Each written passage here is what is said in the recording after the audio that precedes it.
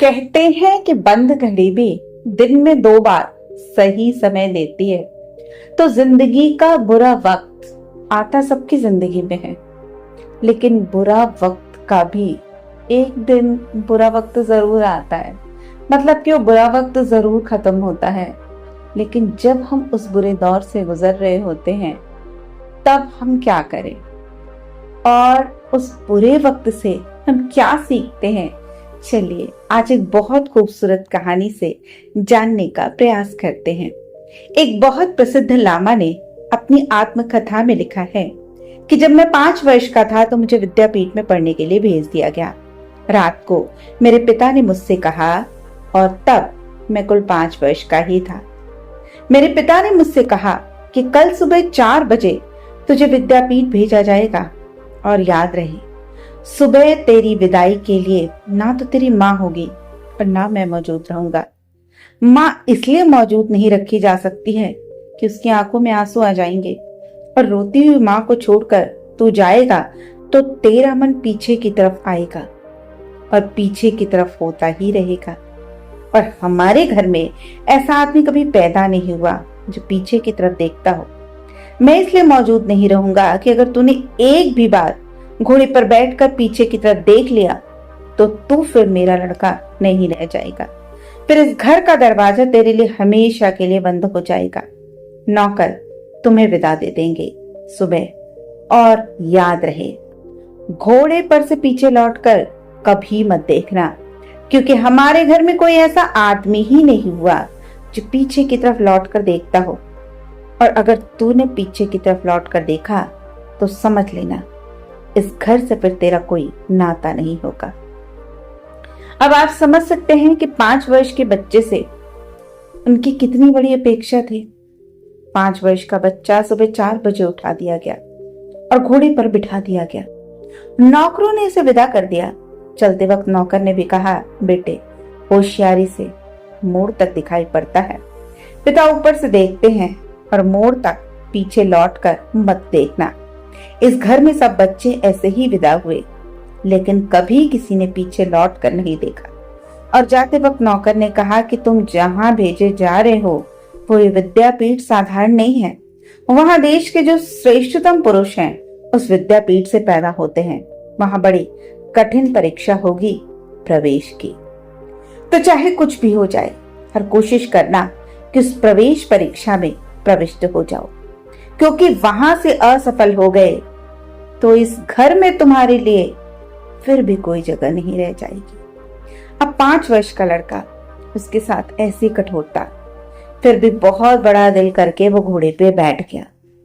आगे उसने अपनी आत्मकथा में लिखा कि मेरी आंखों में आंसू भरने लगे, लेकिन पीछे लौटकर कैसे देख सकता हूँ उस घर को, पिता को, जिस घर को छोड़कर जाना पड़ रहा है मुझे अनजान में।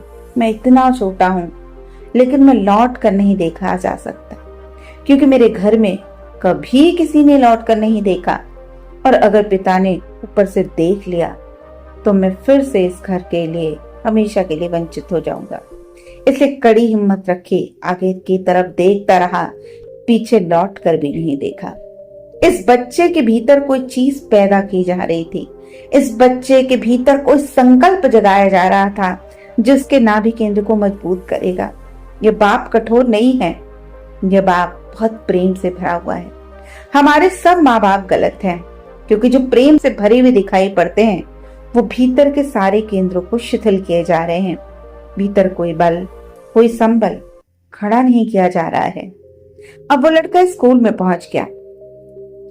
5 वर्ष का छोटा सा बच्चा, अब उसकी क्या सामर्थ्य और क्या हैसियत। स्कूल के प्रधान ने विद्यापीठ के प्रधान से कहा कि यहाँ की प्रवेश परीक्षा कठिन है, दरवाजे पर आंखें बंद करके बैठ जाओ, और जब तक मैं वापस आऊं तब तक आंखें मत खोलना, चाहे कुछ भी हो जाए। और यही तुम्हारी प्रवेश परीक्षा। यदि तुमने एक बार भी आंखें खोल ली तो हम तुमको तुरंत वापस लौटा देंगे। और वापस लौटने का मतलब है कि तुम कभी अपने घर भी नहीं जा पाओगे, क्योंकि जिसका अपने ऊपर इतना भी नियंत्रण नहीं, अपने ऊपर इतना भी बल नहीं कि वो कुछ देर तक आंखें बंद किए बैठा रहे, वो जीवन में कुछ सीख भी नहीं सकेगा। उसके सीखने का दरवाजा खत्म हो जाएगा, बंद हो जाएगा। फिर तुम उस काम के लायक नहीं हो, फिर तुम जाकर कुछ और करना। अब फिर से वो 5 वर्ष का बच्चा इतनी कठोरता को झेलता है। अब वो फिर बैठ गया दरवाजे पर आंखें बंद करके। मक्खियां सताने लगी, लेकिन आंख खोलकर देखना नहीं है, क्योंकि आंख खोलकर देखा तो मामला खत्म हो जाएगा। छोटे मोटे जो दूसरे बच्चे स्कूल आ जा रहे हैं, कोई उसे धक्का देने लगा, कोई परेशान करने लगा, लेकिन आंख खोल कर नहीं देखना है, क्योंकि आंख खोल कर देखा तो मामला फिर खराब हो जाएगा।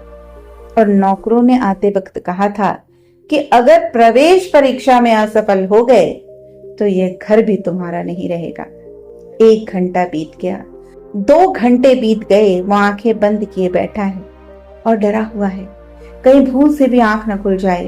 और आंख खोलने के सब लालच उसके पास मौजूद रहते हैं। वहां रास्ता चल रहा है, बच्चे निकल रहे हैं, मक्खियां सता रही हैं, कोई बच्चा धक्का दे रहा है, कोई बच्चा कंकड़ मार रहा है, और उसे आंख खोलने का बहुत मन होता है कि देखे अब तक गुरु नहीं आया। 1 घंटा, 2 घंटा, 3 घंटा और 4 घंटा। उसने लिखा कि 6 घंटे। 6 घंटे बाद गुरु आए और उसने कहा, बेटा तेरी प्रवेश परीक्षा पूरी हो गई, तो भीतर आ, तू संकल्पवान युवक बनेगा। तेरे भीतर संकल्प है, तेरे भीतर एक इच्छा शक्ति है, तो जो चाहे कर सकता है। 6 घंटे इस उम्र में आंख बंद करके बैठना बहुत बड़ी बात है। उसने उसे छाती से लगा लिया और उसने उससे कहा, तुम हैरान मत होना, वो बच्चे तुम्हें सताने नहीं आए थे, वो सता नहीं रहे थे, वो बच्चे भेजे गए थे। उन्हें कहा गया था कि तुझे थोड़ा परेशान करें, ताकि तेरी आंखें खोलने का तुझे ख्याल आ जाए। उस लामा ने लिखा, उस वक्त तो मैं सोचता था कि मेरे साथ बड़ी कठोरता बढ़ती जा रही है, लेकिन अब जीवन के अंत में मैं धन्यवाद से भरा हूं उन सभी लोगों के प्रति जिन्होंने मेरे प्रति बहुत कठोर व्यवहार किया। उन्होंने मेरे भीतर कुछ सोई हुई चीज पैदा कर दी, एक सोया हुआ बल जगा दिया, और जो मैं पहले था अब मैं वो नहीं रहा, मैं बदल गया। मैंने जीवन में बहुत कुछ प्राप्त किया, बहुत सा ज्ञान प्राप्त किया, लेकिन सबसे बड़ा ज्ञान प्राप्त किया कि जीवन की कठोरता आपको बहुत मजबूत बना के जाती है, और फिर आप वो नहीं रहते जो आप पहले थे।